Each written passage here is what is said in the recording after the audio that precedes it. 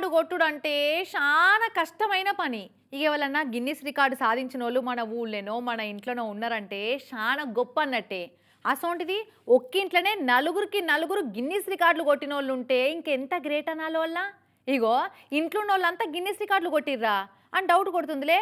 కావాలంటే చూసిరా పోర్రి. ఒక అమ్మ, ఒక నాన్న, ఒక బిడ్డ, ఒక కొడుకు.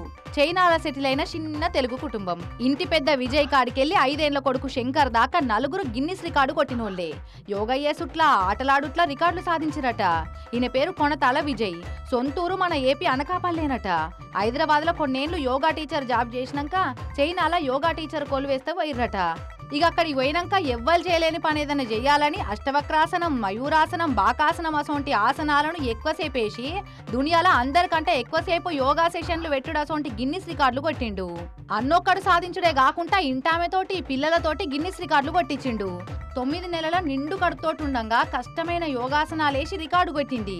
ఇక పిల్లలు కూడా తక్కువలేం కాదు, చిచ్చర పిడుగులే. ఒంటి కాలుతోటి తాడాటాడి రికార్డు కొట్టింది 14 ఏళ్ల బిడ్డ జస్మిత.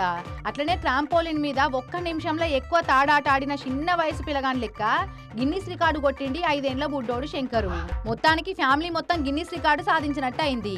ఇక ఇలాను గుర్తుపట్టాలంటే ఇంటి పేరు పెట్టి కాదు, గిన్నిస్ విజయ్, గిన్నిస్ జ్యోతి, గిన్నిస్ జస్మిత, గిన్నిస్ శంకర్ అని పిలుస్తారు కావచ్చు ఫ్యూచర్లా.